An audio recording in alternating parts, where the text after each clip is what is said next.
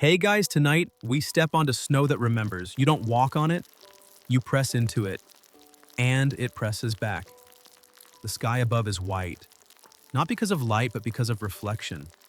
The ground beneath is whiter, and somewhere between them, your eyes begin to ache. Out here, you don't measure distance in miles. You measure it in silence, in shared breath. And whether you have someone to share your seal meat with tonight, the Inuit don't own the Arctic. They marry it. They survive by hunting seals through the ice, whispering to the wind and sharing more than just food. They share warmth. They share shelter. And yes, sometimes in a tradition older than memory, they share their partners. Not as betrayal, not as possession, but as an offering of trust, a bond deeper than jealousy. You arrive as a guest, you leave as family. Sometimes you stay behind, and your name becomes part of their lineage carried not by blood, but by acceptance. This isn't scandal. This is survival. In a world where nothing grows, where no tree gives shade and no wall gives privacy, the Inuit built a culture that breathes cooperation. They don't hoard. They don't isolate. They don't fear closeness. To share is to ensure the group survives. Out here, snow blindness is real. Too much sun, too much white. It doesn't take your sight all at once. It starts small. A shimmer, a headache. Then one day you blink and detail is gone. That's why the old hunter sitting across from you carves quietly into bone. 2 slits. Just enough shadow to guide the light. Not to block it, just to shape it. The visor he makes is not fashion, it's philosophy. Clarity out here isn't a luxury, it's a decision. So before you get comfortable, take a moment to like the video and subscribe, but only if you genuinely enjoy what I do here. And hey, where are you listening from? Drop your location and the local time in the comments. Now dim the lights, maybe turn on a fan for that soft background hum, and let's ease into tonight's journey together. You sit across from him now, the old man with hands like driftwood and eyes that have stared through more winters than you've lived. He doesn't speak, but he doesn't need to. His knife does. Each motion is deliberate. The bone in his palm, a pale curve of walrus ivory, has already lived a life longer and harder than yours. He slides the blade with the rhythm of someone who knows there's no rush. Nothing in the Arctic hurries. Even death takes its time. You glance at the object forming in his hands. 2 thin slits. Not holes, not windows, just slits, horizontal, narrow, precise. You've seen pictures. You've read about Inuit snow goggles in passing in museum captions or clickbait history articles. But they don't tell you this part, the warmth of the hut, the weight of the silence, the sound of the knife scraping generations into a piece of bone. You realize now these aren't tools, they're inheritances. Out here, survival isn't innovation, it's memory. Passed through gesture, stored in bone. And what gets passed down isn't just gear or technique, it's values. Take their approach to marriage, for instance. It stuns you at first, the idea that a guest might be offered such closeness, such vulnerability, such trust. A visitor arriving from hundreds of miles away, often exhausted, frozen, starving, might find not just food and shelter, but a companion in the night. A gesture not of lust, but of solidarity. Historians still argue whether this was widespread practice or limited to certain regions or conditions. But for many Inuit communities, the reasoning wasn't about romance. It was about reciprocity. The sharing of wives or partners was an extension of the survival code. If you're welcomed in, you're in. Fully. Intimately. Your strength joins ours. Your future, however brief or long, is interwoven. To modern ears, it might sound strange, but out here, everything is stripped of pretense. Emotions are not luxuries. Possessiveness could kill you. Closeness keeps you alive. Your fingers twitch from the cold, you flex them under your gloves. The old man glances at you, then points to the bone, then to his eyes. He doesn't speak your language, but his meaning is clear. You need these. You've already begun squinting. You try to resist it, but every blink feels heavier than the last. The whiteness outside waits like an unspoken question, one your retinas won't survive answering. He finishes the carving, offers it to you. The visor is smooth, faintly curved. The slits are barely wider than a thread. You hold it up. The light filters through in sharp lines just enough to outline the edge of his shoulder, the shape of the oil lamp behind him, the threads of fur on your own sleeve. You place the visor across your eyes, and the world, for the first time in hours, returns to shape. Edges, depth, distance, all restored not by increasing light, but by filtering it. You remember something Seneca wrote, that we suffer not from the events themselves, but from our judgment of them. That clarity often comes not from knowing more, but from knowing less more deeply. That's what these goggles do. They reduce, they simplify. They strip away the excess so your eyes can stop fighting and start seeing. The old man nods once, as if to say, now you're ready, and you are. But not just for the snow. You're ready to think. Because these goggles, this gesture, this hut, it's all a philosophy in disguise. It's Stoicism wrapped in fur and bone, restraint over reaction, simplicity over spectacle, shadow over shimmer. The lamp flickers beside you, the walls groan softly in the wind. Outside, nothing has changed. The cold still waits, the glare still pulses, the white still burns. But inside, behind those two thin slits, you feel calm. It's strange. You'd think seeing less would make you nervous, vulnerable, but instead it feels like safety, like focus. Your thoughts quiet, your breath slows, and you wonder how many things in your life have been blinding you not by darkness, but by too much light. You step back outside, visor strapped across your face, and suddenly the light is no longer aggressive. It's manageable, softened. You see a path where before there was only glare. The visor doesn't give you vision, it gives you permission. To see less, to see better. Each footfall sinks into powder, but you're no longer afraid of getting lost. The white desert remains infinite, but your mind no longer tries to take it all in. It focuses forward. Narrow, deliberate quiet. That's when the headache fades.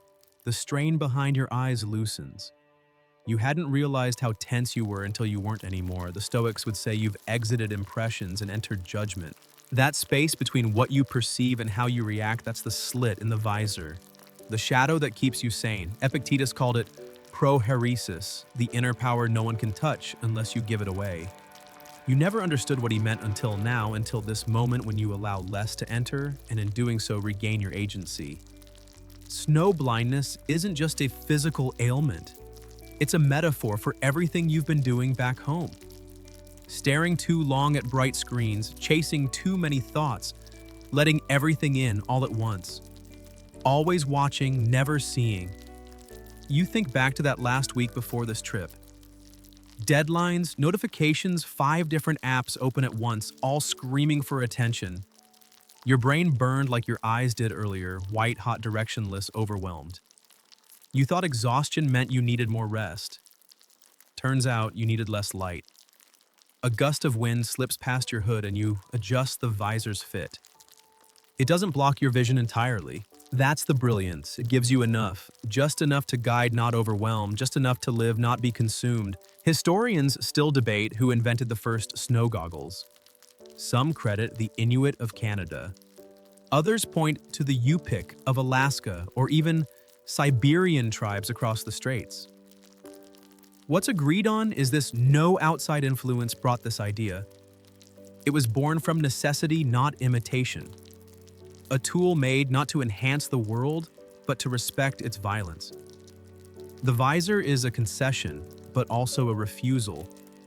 It concedes that the sun is stronger than you, that the snow doesn't care if your eyes fail, that nature has no moral compass, but it refuses to give in.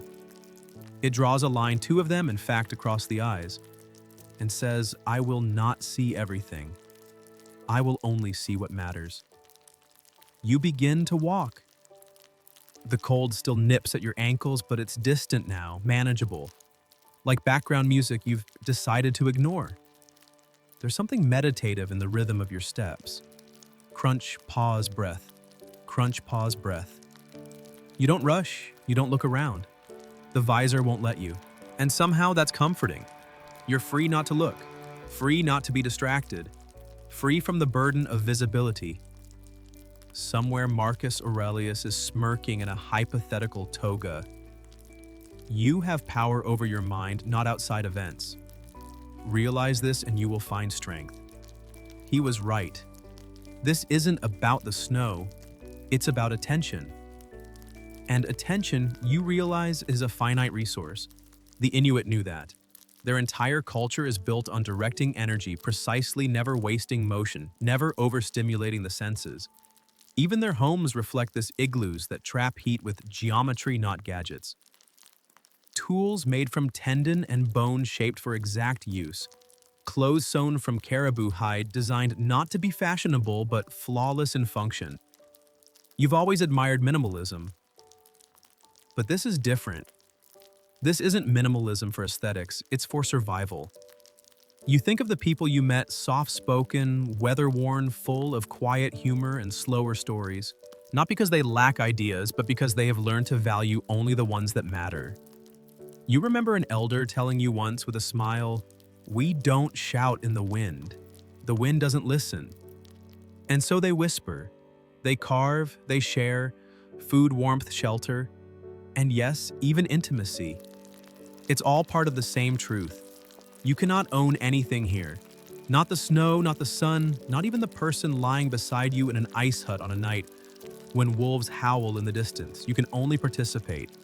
Temporarily, gratefully. You press forward now, not as a trespasser, but as a student. Your path curves toward a frozen ridge.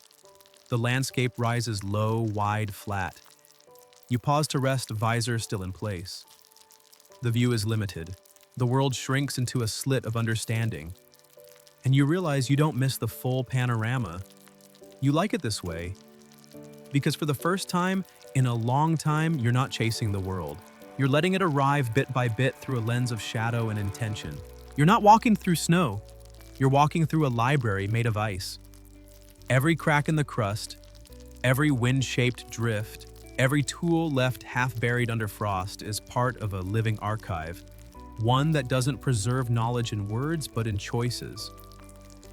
The Inuit don't innovate the way we do. They don't hold brainstorming sessions or write product specs. They survive first, then refine, then ritualize.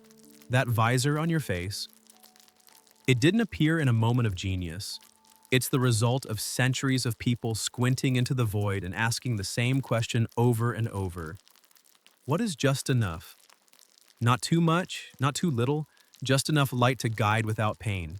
Just enough breath to warm the body without losing moisture. Just enough emotion to bond without unraveling into jealousy or shame. The goggles came from bone, yes, but they came from patience. Some elder no name remembered no statue carved, sat one day with a shard of walrus jaw, the texture rough, the grain curved like a frozen wave.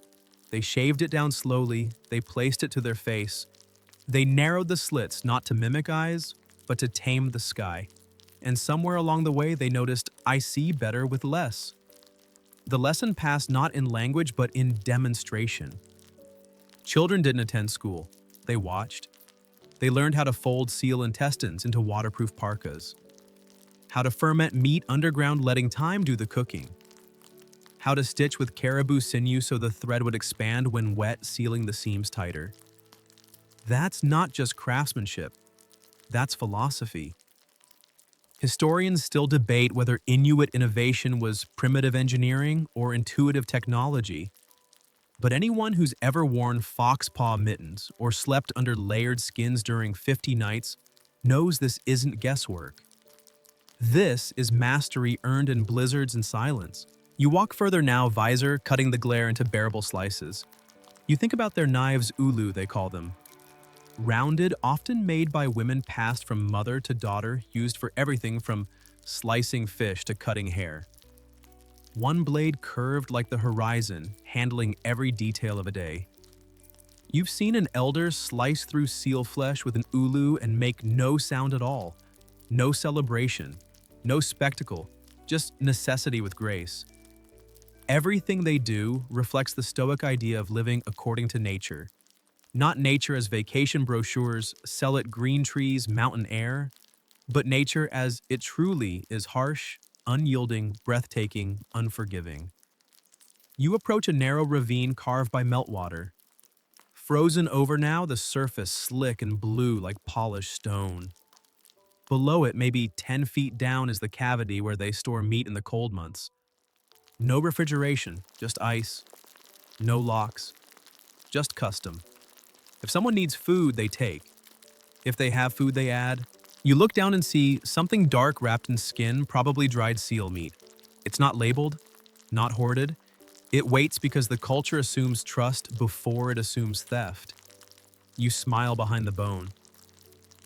Where you come from, people put passwords on their sandwiches in shared fridges. But here the cold is trusted more than property law. And when warmth is needed, it is created. Together.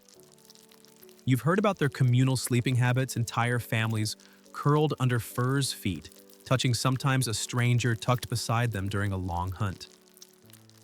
Intimacy here isn't romanticized. It's functional. A body is warmth. A heartbeat is proof of life. And sharing both is a duty, not a drama.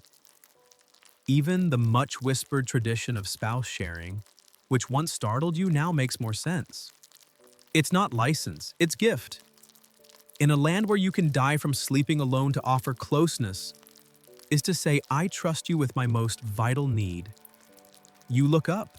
The clouds shift slightly, revealing a bite of blue sky above the white. It's small, but it's there. You've stopped flinching at the brightness. Your visor has become not just a tool, but a reminder. You don't need to fight nature, you need to frame it. The same way they framed marriage. Framed hunger, framed need. With dignity, with grace, with limits. You reach into your pack and pull out a strip of dried fish. Not gourmet, not easy to chew, but sustaining. And with each bite you realize you're not just feeding your body, you're participating in something old. Older than your name, older than your questions. You chew slowly. The world is still white, but now you see the shadows within it, and they're beautiful. You crouch near a ridge, now your breath curling upward like smoke from an oil lamp. The visor presses gently against your cheekbones, anchoring your gaze forward. Down in the snow-covered basin ahead, you spot movement. Subtle, rhythmic. The smooth rise and fall of breath beneath fur, a seal, resting. You stay still. You realize now you're not just traveling through this landscape, you're inside its logic. And its logic says, wait. Because for the Inuit, the hunt is not chase and conquest, it's observation, patience, reverence. You've always thought of hunting as loud, guns, boots, shouting blood. But here, it's a whisper, a presence erased until the last moment. The Inuit hunters of old would wait for hours beside a breathing hole igloo, they called it, just a narrow opening in the ice where a seal must surface or suffocate. They'd lie flat against the snow, listening not with ears but with their cheek pressed to the ice itself, sensing vibration. No thermals, no scope, no trigger, just stillness, focus, ice-bone patience. Sometimes they would cover their mouths with snow to keep the breath from being seen. They'd wear white to become the land, and if a seal surfaced, they'd strike with a harpoon so finely balanced, it was crafted for both power and forgiveness. A strike must kill cleanly, no suffering, no waste. This wasn't just survival, it was spiritual. The Inuit believe animals have spirits. Not symbolically, literally. Every whale, every caribou, every seal. And if the animal gives its life, it must be honored. The hunter speaks to it silently or aloud. Thank you, they say. Sometimes they sprinkle fresh water over its snout so its soul won't thirst in the afterlife. This belief doesn't soften the hunt, it deepens it. You shift slightly. The seal below hasn't noticed you yet. Not that you'll strike, you're not that skilled, and you're not starving. But watching this moment makes you understand why so many stories in Inuit folklore begin with a hunt and end with a lesson. Historians still argue whether the reverence for animal spirits predates shamanic influence or evolved later with contact from neighboring cultures. But the consistency across tribes suggests it wasn't borrowed. It was born here. From ice, from hunger, from awe. You remember a tale you heard back in the village. A hunter speared a seal and dragged it home. He didn't speak to it, didn't sprinkle water, didn't share the meat. The next day, all his traps were empty, for weeks. Until he returned to the water and whispered, "I'm sorry." Only then did the seals return. To the Inuit, nature is not a resource. It's a relationship. You turn your attention to the tools of the hunt. There's the kajak, yes. The origin of the word kayak, a narrow boat built not for leisure but for stalking silently over frigid waters. Seals fear it less than footsteps. The frame is wood or whalebone lashed with hide covered in stretched sealskin, waterproofed with care, balanced with elegance. One wrong stitch and the sea swallows you whole. You've seen the gloves they wear, sometimes made from the foot pads of caribou, the warmest part of the animal, and boots lined with moss for insulation. Not just to keep feet warm, but to allow soundless approach on snow. And here's a fringe fact that surprises even anthropologists. Some Inuit would coat their sled runners with a layer of frozen fish slime. Why? Because it reduced friction on ice like a primitive version of Teflon. You smirk behind the visor. Fish slime, as high-tech as the Arctic gets. But there's something profoundly stoic in that. Use what you have. Refuse to be dramatic about it. Just act. Quietly, effectively. Like Marcus Aurelius said, waste no more time arguing what a good man should be. Be one. You watch as the seal slowly stirs and slides back into the water, unaware of you above. You didn't move. You didn't get the catch. But you saw. And maybe that's the catch you needed today. Because for the first time in this frozen place, you feel not like a visitor or even a student. You feel like a witness to a way of life that doesn't romanticize struggle but shapes it. Doesn't dominate nature but joins it. Doesn't rush the hunt but honors the wait. And that visor on your face, those two narrow slits, aren't just for protection anymore. They're your teacher, reminding you, you don't need more light. You need more patience, more presence, more quiet. And out here in the world of ice and spirit and bone, that might be the only kind of wisdom that sticks. The sun doesn't rise here the way it does back home. It leans, it hovers, it bleeds light across the sky without ever really climbing. You've lost track of time. Your body wants to sleep, but the sky keeps whispering no. You glance upward, eyes still behind the visor, and wonder, how did they survive this? Not just the cold, not just the hunger, but the eternal ambiguity. The days that never end, the nights that never begin. The answer is etched into everything they made. You pass another snow cache now, a small dome no larger than a suitcase built with more precision than most apartment kitchens. Inside dried meat, ice-packed eggs, a carved spoon made from antler. Everything purposeful, nothing extra. The Inuit don't live with maybe one-day items. They don't have closets filled with aspirational purchases. They don't hoard. They rotate, share, rebuild. When something is no longer needed, it is reshaped. When something breaks, it is not mourned, it is repurposed. You pick up a bone fragment near the cache, whale vertebra hollowed and smoothed. It's been used.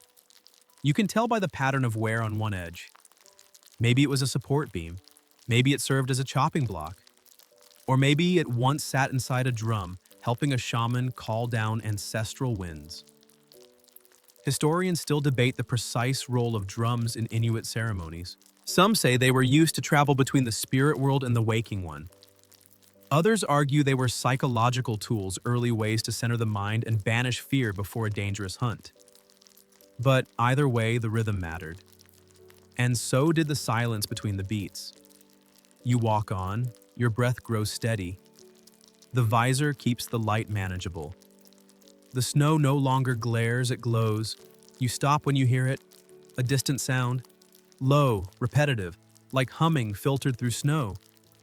It takes you a moment, but then you recognize it. Dogs. You crest a rise and see them. A small sled team curled into each other, their bodies steaming faintly in the cold. Their driver, a woman wrapped in fur's hood, drawn so tightly you can barely see her face, leans over one of the dogs checking a paw. You approach slowly. You're not here to interrupt. You're here to witness. She doesn't look up.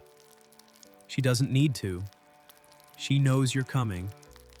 You're walking on packed snow. There's no way to be invisible. No way to be... But there's a way to be respectful. You stop 10 paces away and wait. She finishes tending the dog, then stands. Her movements are smooth, economical, like water in the shape of a person. She adjusts her mittens, thick seal hide stitched inside out so the seams don't chafe, and finally meets your gaze. She doesn't speak. She simply gestures to the sled. Not an invitation, not a command, just possibility. And so you sit. The dogs don't stir. They've seen many strangers. They don't expect anything from you, which is strangely comforting. The sled is small, handmade.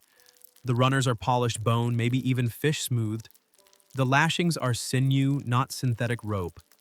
There's no metal, no screws, just tension and trust. She reaches into a pouch and pulls out a piece of meat. She offers half to you. You hesitate, then accept. It's hard, salty, slightly sweet. Maybe fermented, definitely raw. But it doesn't matter, it warms you. Because here, sharing food is not a favor. It's a fact. Inuit society is structured around the principle of necessity equals belonging. If you need and I have, then we both have. If I hunt and you cook, then we both eat. If the sky turns angry and you're near my door, then you are inside my home. There is no virtue in withholding, there is only foolishness.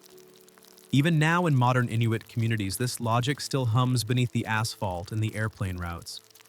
The old rules whisper, if we don't hold each other, the land will take us back. You hand her the empty strip of meat back as if to say thank you. She nods. She looks at your visor, the one the elder gave you. She smiles. Not with her mouth, but with her eyes. She's seen that design before, many times, across many winters. There are only so many ways to survive here, and all of them begin with listening. You watch her as she packs the sled. Nothing is wasted. Each item, an axe, a roll of skin, a pouch of frozen berries, is placed precisely. There's no clutter, no just in case. That too is Stoicism, the discipline of enough. To live with what is needed, not what is available. To sharpen the soul by dulling the excess. Seneca might have called it internal architecture, the building of a life, not with volume, but with purpose. The Inuit live this, not as philosophy, but as rhythm. The dogs stir. The woman climbs onto the sled and gives a soft call. The dogs rise, stretch, then begin pulling. The sled glides away like a whisper. And you sit there chewing the last taste of shared meat, watching her vanish across a landscape that doesn't remember names but remembers actions. You stand, adjust your visor, and continue. You crouch low beside a shallow dip in the ice, your breath slow, your hands steady, and your eyes narrow, not by strain, but by intention. Not far ahead, a seal's breathing hole in Oglu waits, under a dusting of frost. Just wide enough for a snout. Just silent enough to demand reverence. You don't move. You don't speak. You listen. The Inuit hunter beside you does the same. His face is unreadable, equal parts sleep and calculation. He places his cheek flat on the snow, listening to vibrations below the surface. And you mirror him awkwardly at first, until your ear fills with the subtle murmur of something moving beneath ice and time. The seal is circling. You know it not by sight, but by rhythm. A thrum, a pause, then the thrum again. This is not about speed or violence. It's about attention. You think back to the office job you left behind, the digital avalanche of group chats, Slack pings, emails marked urgent by people who forgot the meaning of time. You remember what it felt like to miss a deadline by 10 minutes, to feel like the whole world would collapse because your inbox had 46 unread messages. And now your entire life fits in a silent breath over an igloo. If you strike too soon, the seal vanishes. Too late, and it's already gone. There's no notification here, no alert, just presence. The Stoics understood this. Seneca once said, "We suffer more in imagination than in reality." And you see it clearly now. Modern urgency is often just distraction dressed up in panic. But here, urgency is earned. Your Inuit companion doesn't flinch, doesn't whisper, doesn't glance at a watch he doesn't wear. He simply waits. And then he strikes. The motion is so quick, so quiet, it feels like a breeze folding back a curtain. The spear enters the hole, the line jerks once, and then stillness. You help pull. The seal, now silent, lies in the snow. There's no cheer, no high five, just a moment of stillness between you both. Then he kneels. His gloved hand touches the seal's head. He murmurs something in Inuktitut, soft and low. Then, from a pouch, he scatters a small handful of snow onto the wound, a kind of farewell. You watch, stunned not by the death, but by the intimacy. Historians still argue whether this ritual is religious animistic or simply habitual, but your chest understands what your logic resists. This is not conquest. This is coexistence. He took life but gave respect, and in doing so preserved something sacred. You kneel too, not because you're told to, but because it feels wrong to stand. Your visor fogs as you lower your face. You whisper nothing, but your silence speaks clearly. This was not about winning. It was about timing, focus, and a kind of stillness you once thought only monks could achieve. Now you know. Sometimes enlightenment comes not in a monastery, but beside a breathing hole. You walk beside the hunter as he drags the seal across the snow, tied with rope braided from sinew. The sled glides softly, leaving no more trace than a memory. There is no urgency, no display of triumph, only movement paced by breath, step by step. When you reach the camp, others emerge, not to applaud, not to observe, but to join. The animal is laid on a flat stretch of snow. A stone blade is unwrapped from hide. It's not ceremonial, yet what follows is far from mundane. The woman who approaches first does not speak. She places her palm gently on the seal's head as if checking for warmth, though she knows there is none. She then scatters a small portion of seal oil from a lamp onto the snow. It sizzles faintly in the cold. And then something remarkable she sings. It's not a melody you recognize, not a song to remember exactly, but a tone steady and slow like the pull of water beneath ice. Her voice does not rise. It stays low like the hum of a planet remembering itself. You ask no questions. The Stoics spoke of death not as an end but as a return. Marcus Aurelius called it a dissolution, a return to nature's larger body. And here in the Arctic silence, you watch a people live that truth not in lectures, but in acts. Every part of the seal will be used: the skin for boots, the meat for nourishment, the blubber for warmth. Even the bones for tools handle stories. But first, its spirit must be released. The singing continues for a few minutes more, then fades without crescendo. No applause, no explanation. The elder begins his work with the stone knife, careful and slow. You expect something harsher, gristle resistance tearing, but it is all fluid, as if the seal is not being cut, but unfolded. One man gathers a pouch of fresh blood, not to waste, but to cook. Another arranges organs by use. A third prepares the snow to freeze the meat overnight. Everything here is a cycle, not a transaction. And you remember what Epictetus taught? It is not things themselves that disturb us, but our judgments about them. There is no judgment in this act, no shame, no justification, only clarity. You notice a small bundle laid beside the seal, a thin line of beads strung from bone and skin. A gift, perhaps, an apology, a message for the animal's spirit to carry into wherever spirits go. Again, scholars debate this. Is it animism, symbolism, primitive psychology? But standing here, you realize it doesn't matter. Because whether the seal has a soul, or the gesture is for the people watching, or both, the outcome is the same. Gratitude. You think back to the supermarket aisles, the shrink-wrapped packages, the expiration dates marked by machines. How many creatures were consumed without so much as a moment of thanks? And here the act of taking a life includes pausing to acknowledge it. That pause is where the wisdom lives, not in beliefs, in behavior. You look at your hands gloved but shaking just slightly, not from cold, from recognition. The world has not changed. You have. You understand now why the visor matters. It narrows what you see, so you can pay more attention to what you feel. You kneel again, not out of mimicry, but out of a new understanding. And as the sky above turns darker clouds thickening into storm, you whisper the only thing that feels true. Thank you. Later that evening, back inside the shelter, you sit on the packed snow floor as a woman repairs a tear in a pair of boots. The leather is soft but weather-worn, the stitch unraveling just at the heel. She works quietly, thread made of sinew pulled smoothly through the hide with a polished bone needle. No fuss, no complaint, no explanation, just care. She doesn't glance up when a small child crawls into her lap. The girl rests her head against her mother's chest, listening not to a story but to heartbeat rhythm. And yet this too is a kind of tale.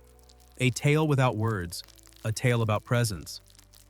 You watch as the woman adjusts the girl's hood, pats her back once, and resumes sewing.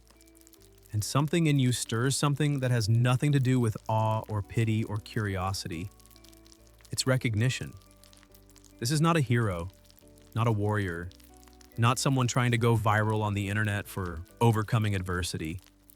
This is the kind of person civilization is built on, not with noise, but with thread and timing and warmth. She's not alone in this quiet dominion.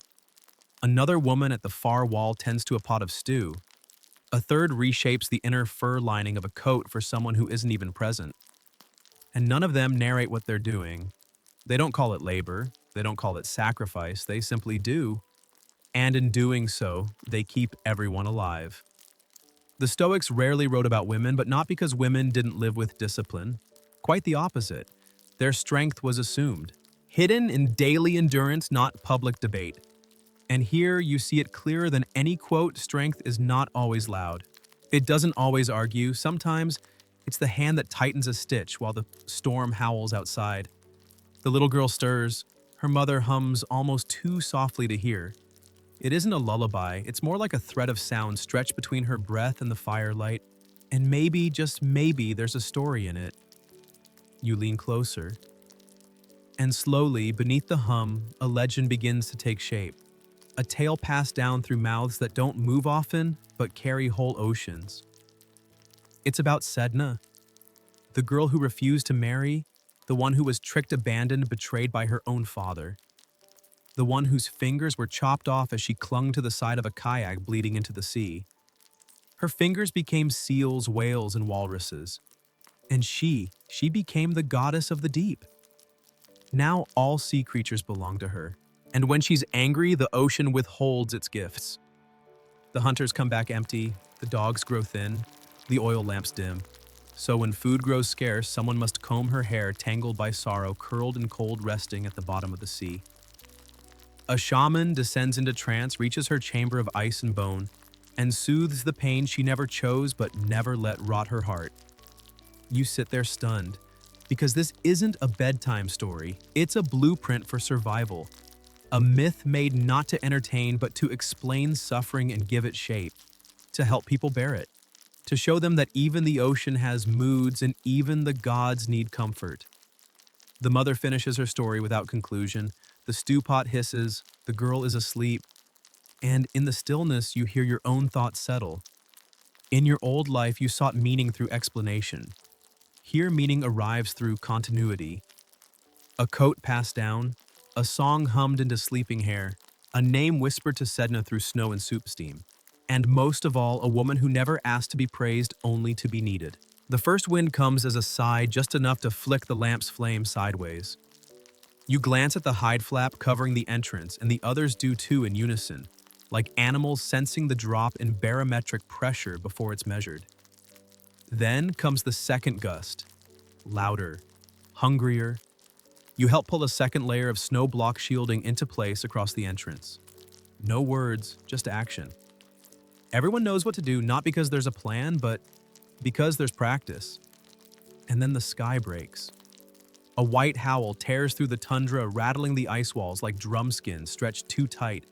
Snow smashes against the igloo's outer layer, trying to claw through like something alive. You're not afraid. Not yet. But you're learning what the Inuit already know. The Arctic doesn't argue, it only arrives.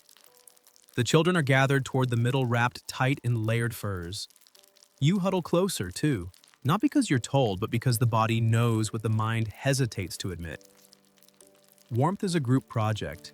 You think of modern emergencies, the kind that begin with Wi-Fi outages and escalate to existential dread.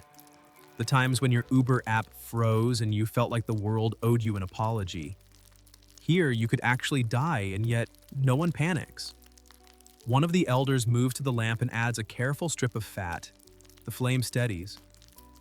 Another woman checks for air leaks in the snow walls, pressing her palm against cold until she feels a whisper. Still no words, still no fear. You ask yourself, why? And the answer comes not as logic, but as an example. Last winter, one woman says quietly, almost accidentally, her cousin was caught in a storm just like this. A misstep on thin ice, gone. No tears, no shaking, just... She knew, not in the moment, but always. Here you are taught, not that you will die, but that you might, and that truth doesn't have to paralyze, it can prepare. The Stoics taught this as premeditatio malorum, the premeditation of evils. Imagine worst-case scenarios, not to obsess but to be ready. To say, I have considered this. I am not surprised. And you see it now. This storm is not a punishment. It is simply weather, and life doesn't pause for explanation. The mother from earlier secures her child's hood with an extra loop of sinew. She doesn't say, be safe. She just makes her safe. The air grows colder. Ice forms crystals along the ceiling. One man checks the bone supports of the dome, reinforcing with small blocks where snow has shifted. And you do nothing spectacular. You hold a baby's hand so her mother can adjust the pot. You pass a piece of dried fish to someone who hasn't eaten. You offer your back as a support for a woman who's trying to sleep upright. These are not heroic acts, but they are what survives. You remember what was said about Sedna, how when the hunters failed, it wasn't because they were weak. It was because she had not been comforted. So survival here is not only skill or strength or speed, it is relationship. To nature, to each other, to what we can't control. The wind shrieks louder now, as if offended by your calm. But you stay calm, because no storm is louder than a soul that has made peace with uncertainty. You breathe slow, deep. Shared breath in a small dome made of snow stitched with stories sealed with silence. A reminder that sometimes the most stoic act of all is this, not giving in to fear when fear is justified. The storm passes in the way all storms do, not with drama, but with withdrawal. One moment the snow claws at the dome with fury. The next silence arrives like an apology, or maybe a test.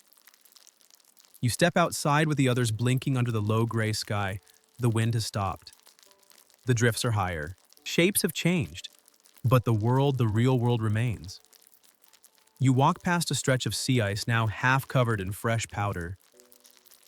Your boots sink softly. Every step forward is a negotiation with memory and muscle. Beside you, the elder who sharpened the stone knife the day before begins to hum again. You recognize the cadence, it's the same tune that accompanied the seal's farewell. But this time, there's no death. Just snow. Just cold. Just this moment. He speaks finally, voice raspy but calm. Sometimes the sea takes more than it gives. You nod, unsure if a response is expected. It isn't. He points beyond a line of ice ridges. There, long ago, where the water cracked she lived. You know he means Sedna, but now the story deepens. He tells you slowly about her fingers turning into sea creatures, but more than that, about her rage, her pain, her sorrow. How the people below forgot her, ignored her, hunted without offering, and how her hair matted with years of neglect turned the oceans cruel. When the fish disappear, he says, "We know we've forgotten to care for her." There's no metaphor here, no symbolic tale. To them, myth is ecosystem. And Sedna, goddess, victim, mother of the sea, isn't prayed to. She is soothed. That's how balance is restored, not by asking, but by giving back. In many communities, the shaman descends into trance, guided by drum beats and breath. They comb Sedna's tangled hair with gentle fingers, not because she demands it, but because she deserves it. And for a moment, you imagine her there, in the darkness, beneath the ice shelf, alone, not evil, just unloved. And when someone descends not to tame her, but to comfort her, the sea creatures return. The Stoics say we must reconcile with fate, amor fati, love of fate. But what if fate itself is not cruel? What if it's just hurt? Waiting for someone to come with care, not control. You sit beside the elder and ask, "Do you believe she's real?" He shrugs. Sometimes we talk as if she is. Sometimes we don't. He smiles faintly. But the fish return only after we remember her. That part's real enough. You fall silent. Not because you're skeptical, but because you understand something the modern world forgot. Stories do not have to be true to be healing. They just have to be held. You look out over the sea ice, and for the first time, you don't see a barren place. You see relationship between humans and the sea, between hunger and humility, between pain and peace. And you wonder, not with urgency, but with curiosity, if maybe Sedna lives not only beneath the waves, but in every corner of your life that feels forgotten. The places that turn bitter because they went unloved. The parts of you that don't need conquering, just combing. You close your eyes and let the story settle, like snow, like hair drifting through water, like a memory half myth, half truth, braided into something you'll never untangle. And that's okay. That night, you sleep in a smaller snow shelter, one not built for many people, but just enough. Enough to breathe. Enough to warm. Enough to remind you that silence here is not empty, it's full. The woman who told you the Sedna story doesn't speak again. She doesn't need to. She sits across from you in the dim circle of oil lamp glow, mending a tear in her mitten, with the same calm she might use to stir soup or comfort a child. You sit with her, not talking, not thinking much, only being. At first, it's unfamiliar. Your instinct is to fill space, to offer a compliment, to ask a question, to narrate your awe. But none of that fits here, so instead you watch. The needle passes in and out of fur, rhythmic and deliberate. The snow walls reflect the low flame, softening your shadow until it blurs into hers. And slowly, something settles inside you, and a kind of permission. Not to act, not to achieve, but simply to exist quietly. In a world that has demanded your productivity, your opinion, your constant proof of worth, this stillness feels radical, like rebellion but kind, like meditation but lived. The Stoics said, "It is not that we have a short time to live, but that we waste much of it." And you feel deeply how much time you've wasted trying to prove your worth, the space you take up. But in this shelter, nobody asks that of you. Here, your breath is enough. Your warmth is enough. You are enough. The woman hands you a strip of dried meat. You take it with quiet hands, chewing slowly. It's salty, rough, almost flavorless, and yet it satisfies something deeper than taste, something like memory. And then, with a nod, she gestures to the fire. You understand. She wants you to keep it alive while she sleeps. There are no instructions, no precautions, just trust. So you tend it. Feed it gently with whale blubber, using the bone ladle she left beside the lamp. The oil flares up golden and soft. The shadows dance higher. She curls up in the corner, wrapped in fur, her back turned, not as dismissal, but as acceptance. She doesn't need to see you to feel safe, and in that moment you feel safer than you have in years. Outside, the wind has stopped completely. No rustling, no groaning snow, just the faint breath of the earth letting go. Inside, only your heartbeat and the tickless clock of shared trust. You think back to your old bedroom, the alarm clock glow, the sound of traffic, the ceiling fan ticking even when off balance. How much of that you called normal? How much of it you didn't question? Now you sit in a place without clutter, no drawers overflowing, no open browser tabs in your head, no guilt for doing nothing. Just the absolute clarity of this is the fire, this is the night, and this is my place in it. Somewhere across the room, the woman exhales deep and even. Sleep has claimed her. Not violently, but gently, like snow settling over a tired world. You stare into the flame, and for the first time, your mind does not race. You're not solving anything, not remembering anything, not fixing, planning, optimizing, just existing with a fire in a dome while someone else sleeps. And for a long while, that is everything. Morning arrives, not with sunshine, but with a shift in color gray, turning slightly silver like the sky has exhaled and let the light in reluctantly. You blink awake to find the fire now reduced to a quiet pool of warmth. The woman is already gone. You step outside into the stillness and something feels off. Not wrong, just quieter than it should be. Across the horizon, smoke drifts low and steady from the larger igloo. But the usual movement, the children's footsteps, the shuffle of boots, the brief barks of sled dogs, it's all missing. You walk slowly toward the center of camp, and then you see it. A circle has formed in the snow, not out of curiosity, out of respect. At the center, wrapped in fur, lies an old man. His eyes are closed, his hands are folded over his chest. His mouth is still curved faintly, not in a smile, but in something softer acceptance. No one cries. One woman pours a ladle of hot broth into a wooden cup and sets it next to him in the snow. Another places his seal hunting visor beside him, the bone frame clean and slightly cracked. Then someone kneels and presses a hand to his forehead, not to check for warmth, to say goodbye. No one speaks. And you understand now not everything needs to be processed aloud. The Stoics reminded us that death is neither good nor bad. It is nature, and nature doesn't ask permission. You feel the weight of it, not just grief, but the dignity of loss, accepted without resistance. No dramatics, no denial, just action. You kneel too, not from obligation, but from awe. This man once hunted, built, laughed, stitched tents, corrected children, smiled in the middle of storms.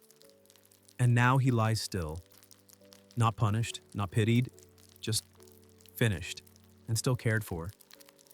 You watch as one woman slowly lifts a small bowl of seal broth and tips it gently into the snow beside his head. It hisses faintly, then vanishes. An offering, not to a god, to a memory, to what once gave back and now must be returned. Historians still debate how these rituals began. Some say it was animism, others say it was simply practicality, preserving dignity as part of survival. But here now those theories feel like empty words. Because this is humanity in its clearest form. A man dies and no one clings, but no one forgets. You step back from the circle. Someone takes your hand not to comfort you, but to include you. In grief. in ritual, in the act of going on. There's no funeral pyre, no grave, just a covering of snow, a shared meal, a quiet afternoon spent mending nets, boiling blubber, and keeping the fire from dying too low. You think back to the world you came from, where funerals are events, where grief is postponed until convenient scheduled between flights and inboxes, where death is hidden behind curtains and euphemisms. But here death is not hidden. It is honored, faced, breathed in, and then released. Just like the seal, just like the story, just like the breath that fogs the visor but does not freeze. You glance at your own hands, still warm from holding someone else's, still present, still useful, and you whisper not to anyone, not even out loud, just inside your chest, "May I go the same way?" Not loudly, but loved. The days that follow are quieter, not in volume but in weight. The storm has passed, the old man has passed, but the rhythm of life does not break. It adjusts. You help mend a sled runner with bent bone, learning the curve of cold-resistant sinew. You carve a small fishhook under instruction from a boy who looks no older than 10, but holds the blade like it's an extension of his hand. You sweep the snow from a threshold, not because you're asked, but because you finally understand what it means to belong. And then one morning you wake to the news. The seal holes are dry. No tracks, no breath clouds, no scratch marks on the snow crust. Just silence. It's the third day in a row. The hunters leave before dawn and return empty. No anger, just fewer words, less food. The community meets in the main shelter, not a meeting like back home with bullet points and chairs, but a gathering. Bodies close, hoods down, eyes listening. No one blames, no one panics. The question is not, why did this happen, but what now? This is Stoicism in real life.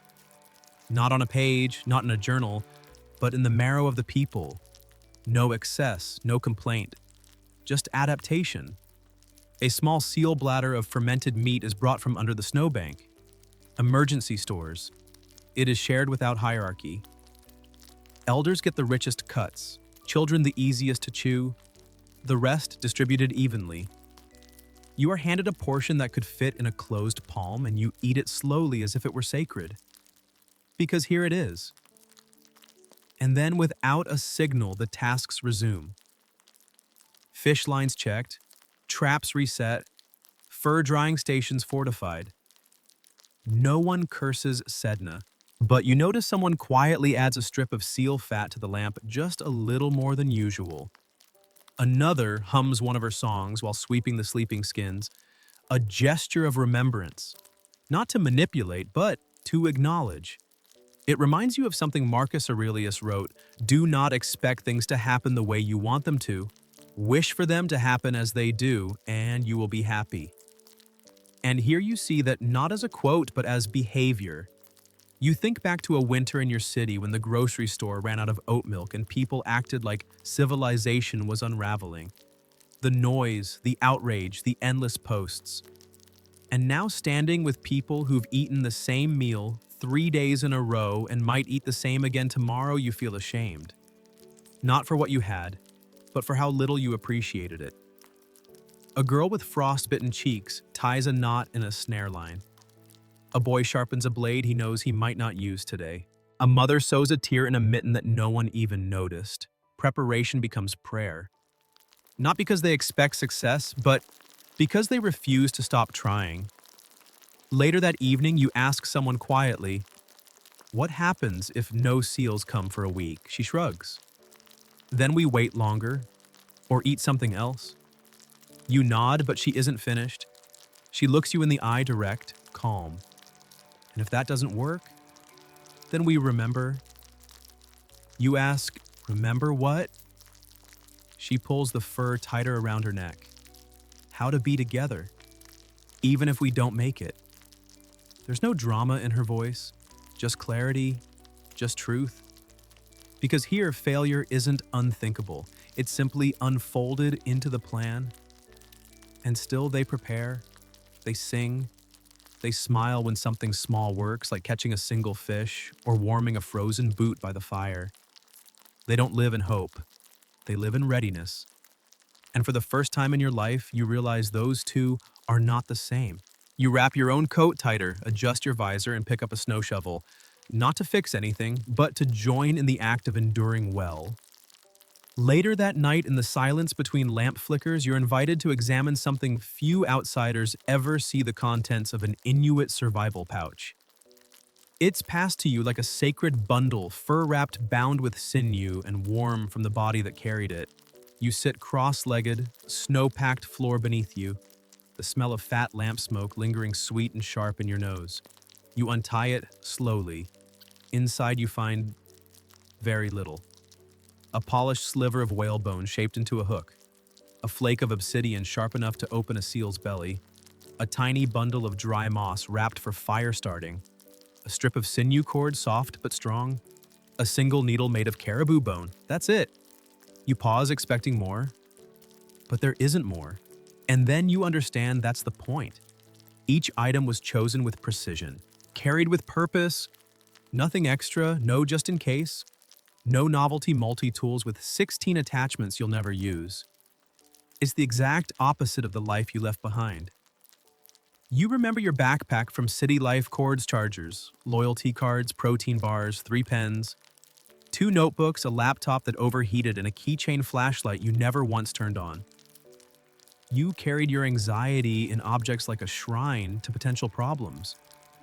But this pouch carries only what's essential. And something about that shakes you, not in fear, in envy. Because it shows you a kind of life where preparedness is not panic, it's peace. The Stoics would approve. Epictetus said, "Wealth consists not in having great possessions, but in having few wants." And now with this pouch in your lap, that sentence becomes physical. You ask the woman who gave it to you, "Is this enough?" She smiles, soft but sure. It's always been enough, and you believe her. Not because she convinced you, but because everything about her life proves it. She doesn't measure security by volume, she measures it by intention. You trace the obsidian blade with your gloved finger. It could cut through sinew, through hide, through panic. It could save your life. And yet it fits inside a pouch smaller than your hand. You wonder what your own survival pouch would contain if you started over. If you removed every app, every object, every outdated obligation, what would you keep? Not much, you think. And maybe that's the wisdom. You tuck the items back carefully like they're made of breath. You hand the pouch back with both palms. She nods. Outside, the wind moans again, but softly. Less like danger, more like reminder. You glance around the shelter. Sparse. Clean. No clutter. Even the toys the children play with are carved from driftwood or bone simple shapes, not blinking plastic. They hold them like treasures, not distractions. You sit back and close your eyes, the weight of your own mind finally beginning to ease, and for the first time you feel it. Mental clarity not as a goal, but as a side effect of living light, of choosing tools with meaning, of not filling silence just to make it bearable. You whisper to yourself, "I've carried too much." And then you don't say anything else. You just sit. You let the silence finish the thought. Because here, silence is not empty. It's intentional. And so are you. It's hunting day again. The snow has calmed the horizon, clean and endless, just a canvas of soft light and shifting white. You walk with the group visor low sled behind, breath, visible like small ghosts released into the Arctic air. But today's hunt is different. Not for seal, not for whale. Today you go inland for caribou. The landscape changes subtly as you move. Hills rise like sleeping giants. The snow is less smooth here, broken by scattered lichen and patches of wind-blasted rock. The sled groans beneath the weight of prepared gear net traps, bow, bone-tipped arrows, snow knives. And then you see them, dark shapes against the pale. Dozens, maybe 100. Caribou herds grazing, slow, their movement rhythmic like breath. Their antlers twist toward the sky like bone chandeliers. The hunters drop low. There is no shouting, no barking of orders, only gestures precise and practiced. One moves left, circling the herd with wind in his favor. Another sets a trap in a narrow valley where they might run. You watch heart still. Not with fear, but with a strange, trembling awe. Because this isn't a chase, it's a conversation. The Stoics taught to approach life's challenges with strategy, not desperation. And here you see that principle unfold on snow. No wasted energy, no ego. Just movement designed for efficiency. You assist where you can, holding a net, tightening a rope, adjusting snowshoes with stiff fingers. Each task is small, but it matters. And when the first arrow flies silent, arcing, it doesn't aim to kill. It aims to redirect. The caribou bolt right into the valley where the others wait. The trap holds. Not all are caught, but one is. You reach it breathless. It lies still, eyes wide, legs tucked beneath its heavy body. And again, there is no celebration, only stillness. The woman beside you kneels, her fingers pressing lightly to the beast's neck. She speaks not in apology and not in command, but in respect. You hear words like Sila, the breath of the world, and Anirnik, the soul that moves through all things. She doesn't speak for show. She speaks for the caribou. A farewell. You think back to the seal, the snow, the ritual, the song. Here it is again. Not repeated, but renewed.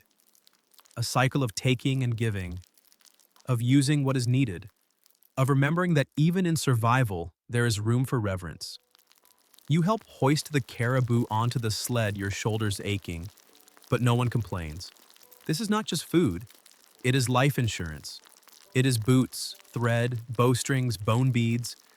It is firelight and future, and it will be shared. Even before returning to camp, a portion is cut and wrapped in hide to be delivered to a nearby family who lost their hunter to illness last year. No one is left behind. Not out of charity, but out of structure. The Stoics believed in the common good not as a moral high, but as duty. You finally see that truth in motion. It isn't dramatic. It isn't loud. It's woven into snow and sinew. Back in camp, the carcass is dressed efficiently. Children watch not with disgust, but with curiosity. They are learning not just anatomy, but ethics. The invisible line between use and waste, between need and greed.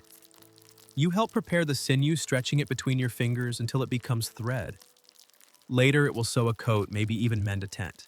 It feels like magic. But really, it's care. Intentional, consistent, and quiet. You catch yourself smiling as you work. Not because you're proud, but because you've never felt so useful without needing praise. And when night falls, when the dogs howl at something invisible on the horizon, when the fire crackles low, you lie beneath your furs and think, this isn't about minimalism. It's about meaning. And you whisper not to anyone, just to the cold above you, I'm learning to live with less and feel more. Tonight, you're invited to a gathering, not a celebration, not a feast, but a story night. And among the Inuit stories are not filler. They are infrastructure. Inside the igloo, the lamp burns low.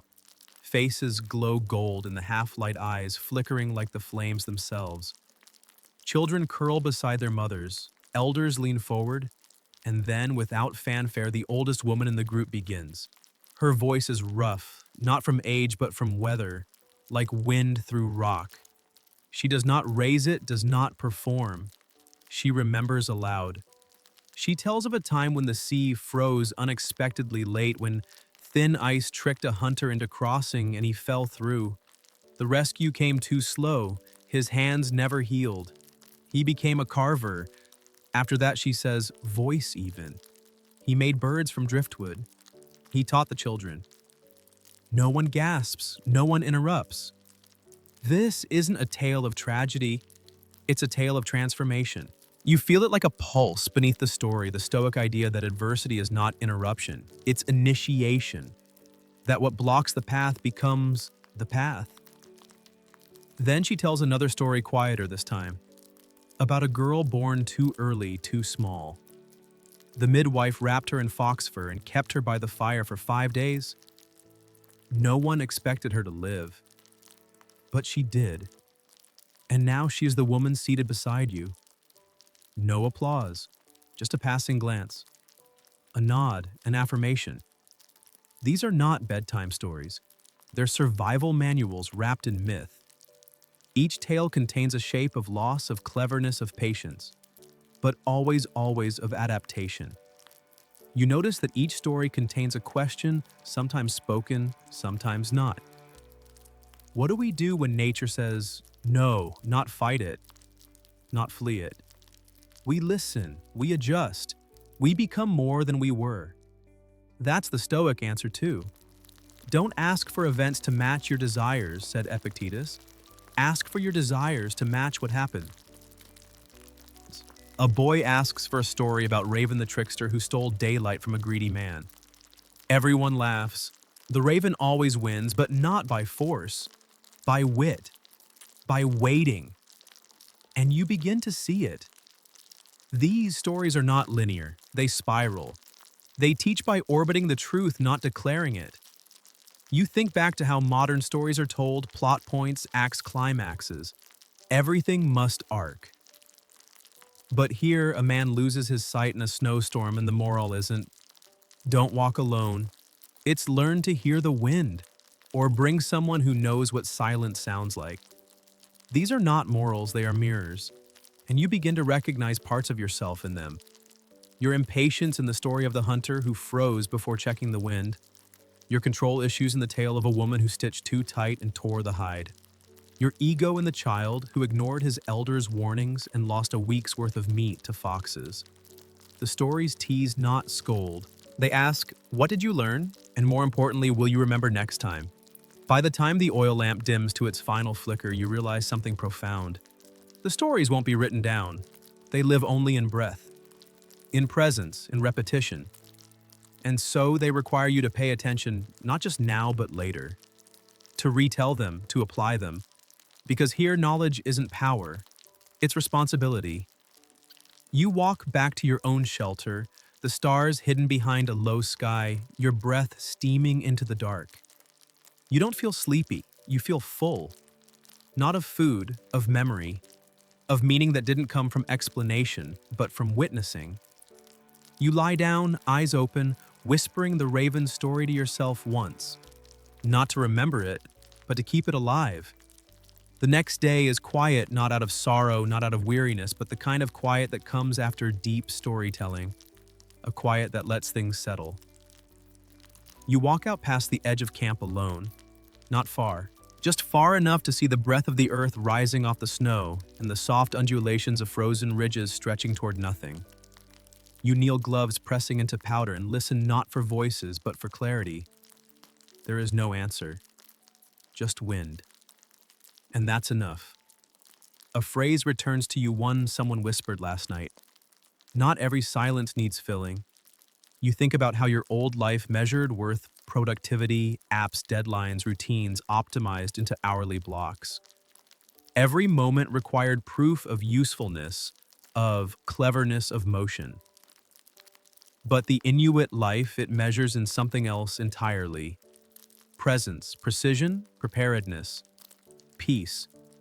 You pick up a handful of snow and press it between your palms. It creaks, yes, snow creaks when you compress it right. A hunter once told you that sound tells me it's the right kind of snow for a block wall. If it doesn't squeak, we use something else. Even snow has a voice if you're willing to listen.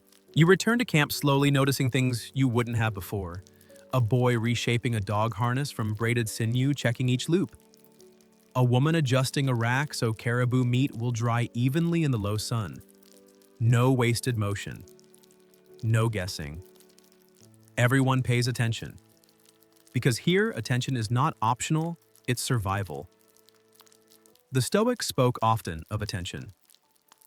Marcus Aurelius wrote, "Concentrate every minute like a Roman." But you now understand what that might mean as an Inuit, not militaristic focus, but a softness, a deliberate watching. It's the same skill that helps a hunter spot a seal's breath from a mile away. And you think almost with a laugh about how we fumble with email folders and deadlines and call that pressure, but real pressure. Real pressure is when a father waits by a seal hole for hours, unmoving, so the breath of his children might be fed that night. So a community might have oil to burn, so their teeth stay sharp and their boots stay dry. You remember watching one such wait, the hunter's stillness, the patience, the respect. And now walking among these people, you understand the miracle is not that they survive. It's that they do so with grace. You pass a small girl sorting stones by shape. She waves. No words, just recognition. She's building something, a game, a pattern, maybe nothing, but she does it without distraction. No screens, no multitasking. You sit beside her and she places one smooth pebble in your palm. Round, she says. Good for starting. You smile, understanding more than you expected. Later by the fire, you're given the task of scraping a hide. It's not exciting, it's not complex, but it matters. Because each step, each task, each moment here isn't just about doing, it's about becoming reliable.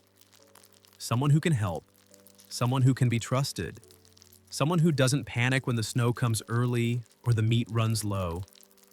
And deep inside, something stirs. The kind of transformation you don't post about.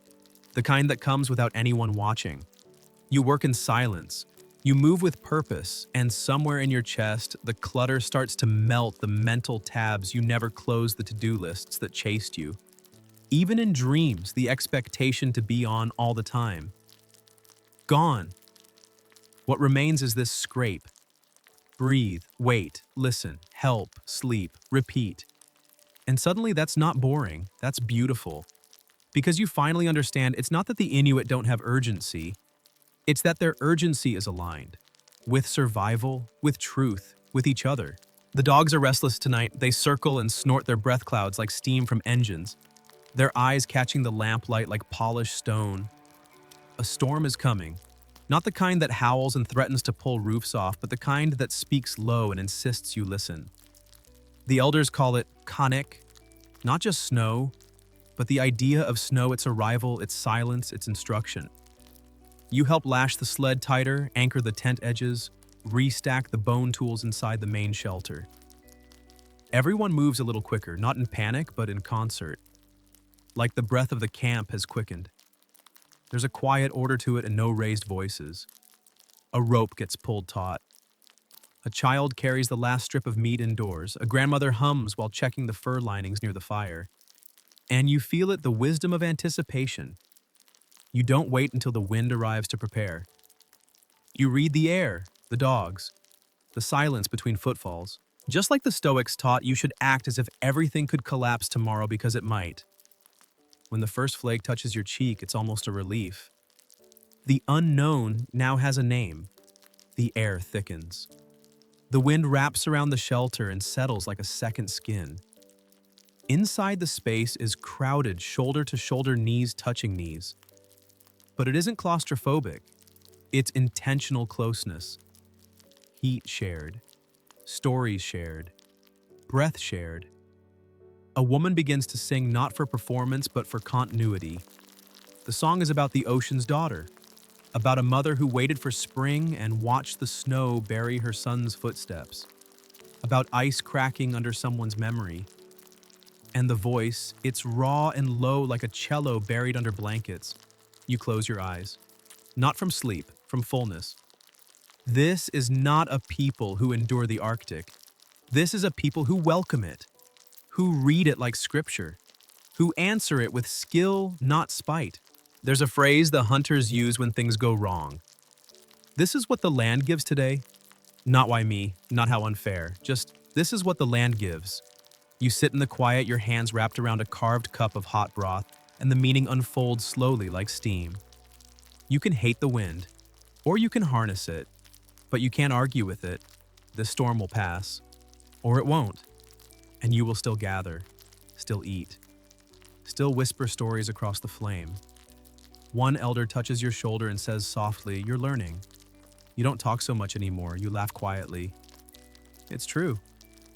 The noise in your head has faded.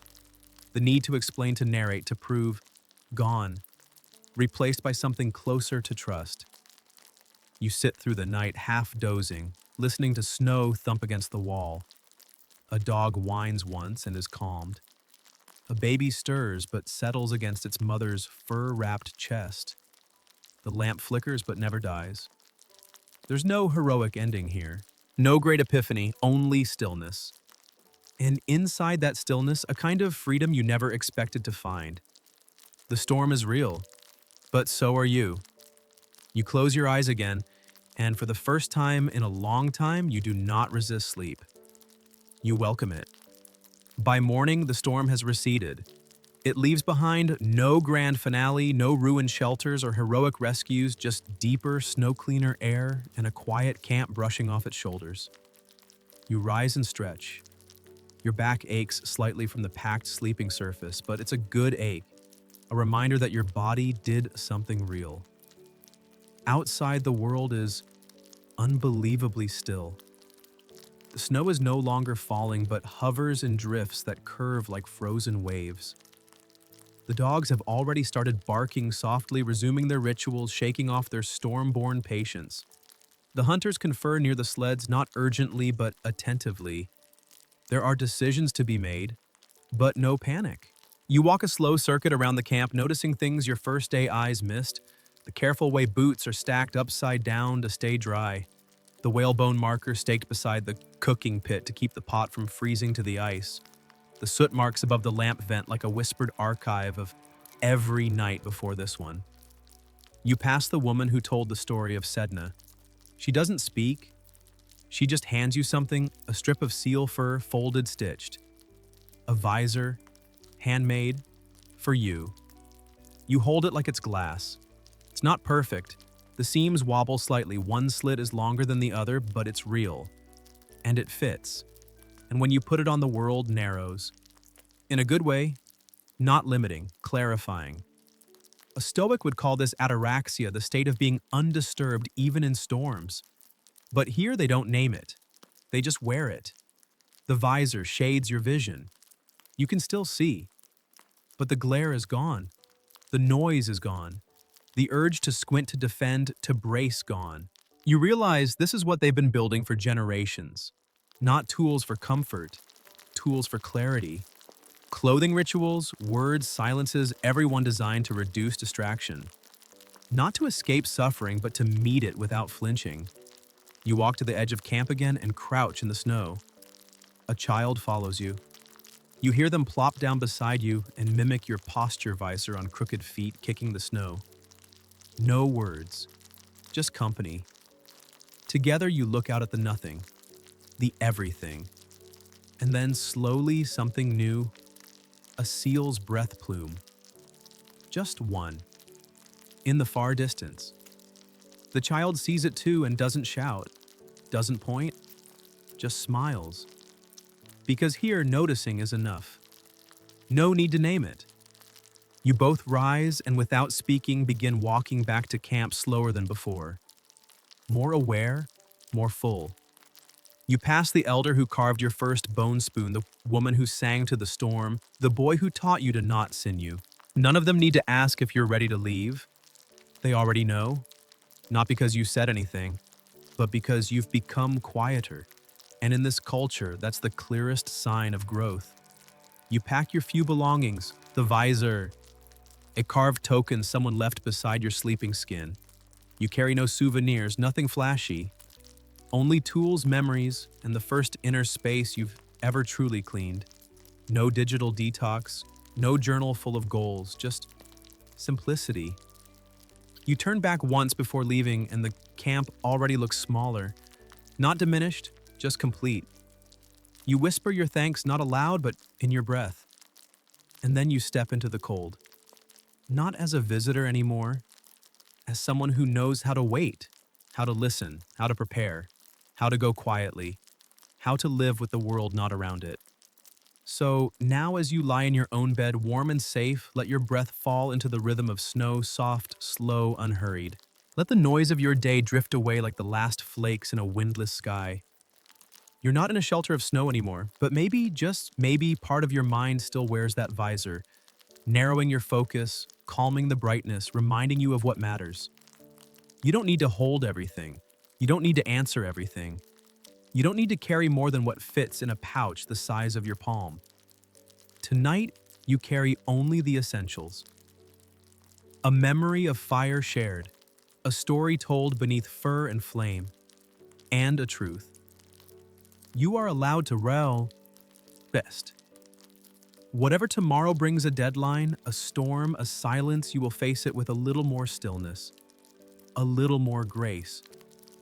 Maybe you won't chase the seal breath of your own mind so urgently. Maybe you'll just watch and wait. And when the moment comes, you'll know how to move. Not because you were told, but because you remembered. So exhale. Let it go. Feel the quiet settle on your chest like snow that never crushes, only covers. And sleep. Sleep like you're inside a dome of patience and care. Sleep like someone who knows that the storm is just wind and your soul is already warm. Sleep well. End of script. Sweet dreams.